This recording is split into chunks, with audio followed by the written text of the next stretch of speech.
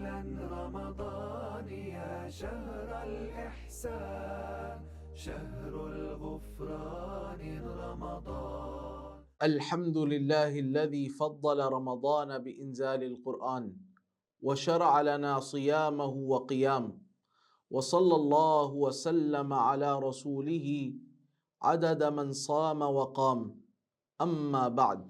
رمضان المبارک وہ عظیم الشان مہینہ ہے جس میں اللہ سبحانہ و تعالیٰ نے قرآن کریم کو نازل فرمایا. شہر رمضان الذی انزل فیہ القرآن، رمضان وہ مہینہ ہے جس میں قرآن کو اتارا گیا. قرآن کریم کے ساتھ اس مہینے کا ایک خاص تعلق ہے. اسی مناسبت سے اہل ایمان کو چاہیے کہ قرآن کریم کے ساتھ اپنے تعلق کی تجدید کریں. قرآن کریم پر ایمان تو رکھتے ہیں لیکن اس ایمان کے جو عملی تقاضے ہیں ان کو پورا کرنے کی کوشش کریں، اور اگر ان میں کچھ غفلت اور سستی آ گئی ہے تو اس کو زائل کریں. نبی کریم صلی اللہ علیہ وسلم نے قرآن کے ساتھ مضبوط تعلق رکھنے والوں کو اللہ والا قرار دیا ہے. آپ صلی اللہ علیہ وسلم نے فرمایا ان للہ اہلین من الناس، لوگوں میں سے کچھ اللہ والے ہیں. صحابہ کرام نے سوال کیا کہ من ہم یا رسول اللہ، وہ کون ہیں اللہ کے رسول؟ آپ صلی اللہ علیہ وسلم نے ارشاد فرمایا اہل القرآن ہم اہل اللہ و خاصتہ، جو قرآن کے ساتھ مضبوط تعلق رکھنے والے ہیں یہ اللہ والے ہیں اور اللہ کے خاص چنیدہ لوگ ہیں. سوال یہ ہے، اور اگر یہ سوال ہمارے دل میں ابھی تک نہیں اٹھا تو اس سوال کو اٹھائیں کہ ہم کیسے قرآن والے بن سکتے ہیں، کیسے ان لوگوں میں شامل ہو سکتے ہیں جو اصحاب القرآن ہیں، جو اہل القرآن ہیں، جن کا قرآن کے ساتھ مضبوط تعلق ہے. اس سوال کا جواب یہ ہے، قرآن کریم کے ساتھ مضبوط تعلق بنانے کے لیے 5 امور کا خیال کرنا انتہائی ضروری ہے. پہلی چیز وہ ہے کثرت قراءت القرآن، قرآن کریم کی کثرت کے ساتھ قراءت کرنا. اس سے آپ کا قرآن کریم کے ساتھ تعلق مضبوط ہو جائے گا. جو بندہ قرآن کریم کے ساتھ لمبی مدت گزارتا ہے، اس کو اپنے شب و روز کا ساتھی بناتا ہے. اس کے بارے میں نبی کریم صلی اللہ علیہ وسلم نے یہ بات ارشاد فرمائی کہ قیامت کے دن اس کو کہا جائے گا اقرا ورتل کما کنت ترتل فی الدنیا، اب قرآن کریم دوبارہ پڑھو جیسا کہ دنیا میں ٹھہر ٹھہر کر آرام سے پڑھتے تھے. فَإِنَّ مَنزَلَتَكَ عِنْدَ آخِرِ آیَةٍ تَقْرَؤُهَا، اس لیے کہ تمہارا جنت میں مقام اس آیت کے برابر ہوگا جو تم پڑھو گے. جہاں پر قرآن پڑھنا یہ رکے گا وہیں پر جنت کا اس کو مقام ملے گا. تو جو کل قرآن پڑھنے والا ہے، قرآن کے ساتھ اس کا ایک مضبوط تعلق ہے، اس کو جنت کا سب سے اعلیٰ مقام ملے گا. سلف کے جو معمولات تھے تلاوت قرآن کے متعلق وہ یہ تھا کہ کچھ لوگ تو 3 دنوں میں قرآن کریم مکمل کر لیا کرتے تھے، اور کچھ لوگ 7 دنوں میں، کچھ 10 دنوں میں، کچھ 1 ماہ میں. اور اس بات کو انتہائی ناپسند سمجھا گیا ہے کہ 40 دن گزر جائیں اور ایک بندے نے قرآن کریم کو مکمل نہ کیا ہو. امام احمد بن حنبل رحمہ اللہ نے اس کو مکروہ قرار دیا ہے. نبی کریم صلی اللہ علیہ وسلم کی واضح حدیث ہے جس میں آپ نے فرمایا اقرأ القرآن فی 40، 40 دنوں میں قرآن کریم کو مکمل کر لو. اور ایک میں یہ ہے کہ اقرأ القرآن فی شہر، 1 ماہ میں کم از کم قرآن کریم کو مکمل کر لو. لہٰذا 1 ماہ یا زیادہ سے زیادہ 40 دن کے اندر ایک مسلمان کو عام حالات میں قرآن کریم کو مکمل کر لینا چاہیے. روزانہ کا اپنا ایک معمول بنائیں کہ میں نے اتنی دیر قرآن کریم پڑھنا ہے، اتنے سپارے قرآن کریم کے مکمل کرنے ہیں، اتنا حصہ قرآن کریم کا مکمل کرنا ہے، اور پھر اس ورد پر ملازمت کریں. دوسری چیز یہ ہے کہ ضبط القراءہ، قرآن کریم کی جو قراءت ہے اس کو منضبط کریں. تجوید کی رعایت کرتے ہوئے قرآن کریم کی تلاوت کریں. تجوید کسے کہا جاتا ہے؟ اللہ تعالیٰ نے ارشاد فرمایا کہ وَرَتِّلِ الْقُرْآنَ تَرْتِیلًا، اور آپ قرآن کریم کو خوب ٹہر ٹہر کر ترتیل کے ساتھ پڑھیے. ترتیل کسے کہتے ہیں؟ اہل علم کہتے ہیں الترتیل هو تجوید الحروف ومعرفۃ الوقوف، ترتیل یہ ہے کہ آپ حروف کو ان کے صحیح مخارج سے ادا کریں۔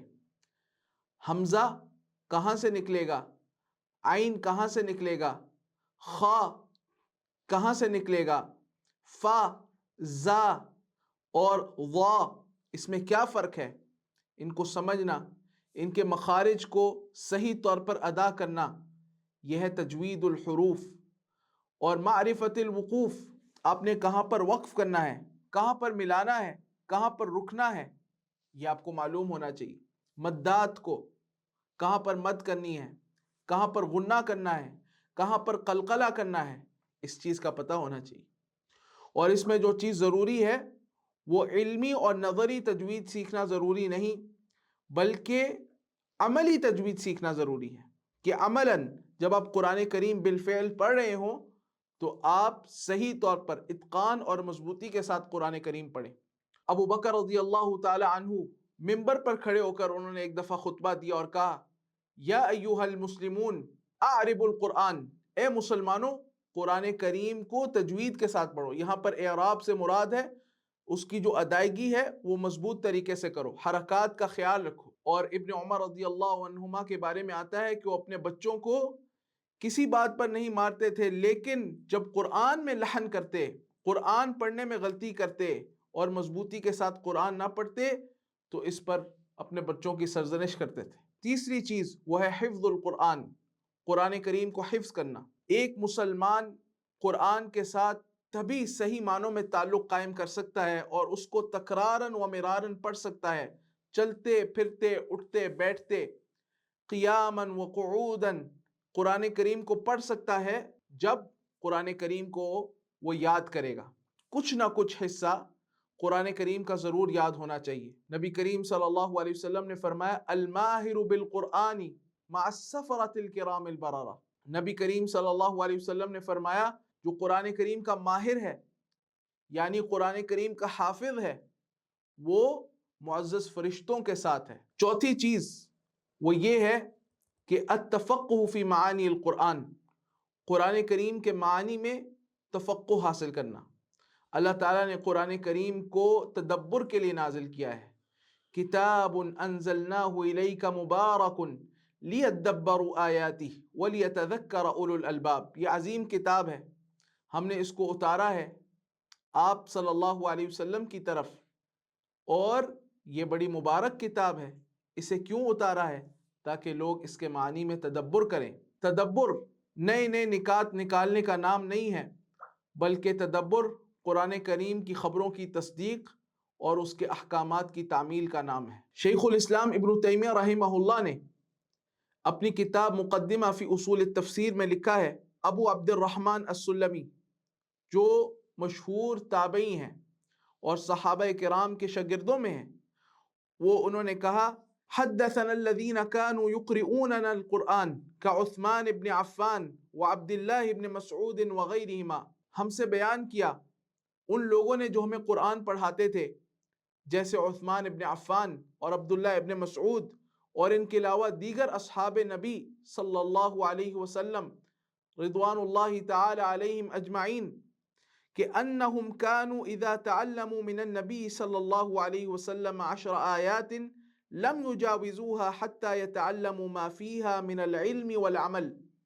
کہ قرآن کریم کی 10 آیات جب پڑھ لیتے اس سے آگے نہ بڑھتے جب تک کہ اس میں جو علم ہے اور جو عمل ہے وہ نہ سیکھ لیتے، یعنی اس کے معنی کو نہ سمجھ لیتے اور یہ نہ سمجھ لیتے کہ اس کا عملی تقاضا کیا ہے۔ اور پھر کہتے ہیں کہ وہ کہا کرتے تھے کہ فَتَعَلَّمْنَا الْقُرْآنَ وَالْعِلْمَ وَالْعَمَلَ جَمِيعًا، ہم نے قرآن کو یعنی اس کے حروف کو، اس کی ادائیگی کی مضبوطی کو، اور اس کے علم کو یعنی اس کے معنی کو، والعمل اور اس پر عمل کیسا کیا جائے گا، اس کو اکٹھے سیکھا ہے۔ اسی لیے شیخ الاسلام ابن تیمیہ رحمہ اللہ نے لکھا ہے، اسی لیے وہ کئی مدت ایک سورت کے حفظ میں لگا دیتے تھے۔ انس ابن مالک رضی اللہ تعالی عنہ فرماتے ہیں کہ کان الرجل اذا قرأ البقرة وآل عمران جد فی اعیننا، جب ایک بندہ سورہ بقرہ اور سورہ آل عمران پڑھ لیتا تھا تو ہماری آنکھوں میں وہ معزز ہو جاتا تھا، ہم اس کو علم والا سمجھنے لگ جاتے تھے،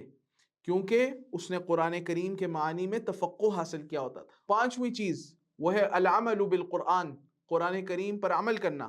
اہل قرآن وہی ہیں جو عامل بالقرآن ہیں، جو قرآن کریم پر عمل کرتے ہیں، جیسا کہ حدیث نبوی صلی اللہ علیہ وسلم میں ہے کہ یؤتى بالقرآن یوم القیامة وأہلہ الذین كانوا یعملون به تقدمہ سورة البقرة وآل عمران، کہ آخرت میں قیامت کے دن قرآن کو لایا جائے گا اور قرآن والوں کو لایا جائے گا۔ پھر قرآن والوں کی تفسیر یہ کی نبی صلی اللہ علیہ وسلم نے، الذین کانوا یعملون بہ، جو دنیا میں قرآن کریم پر عمل کیا کرتے تھے، اور آگے آگے سورہ بقرہ اور سورہ آل عمران ہوگی، اور یہ اللہ سبحانہ و تعالیٰ سے سفارش کریں گے۔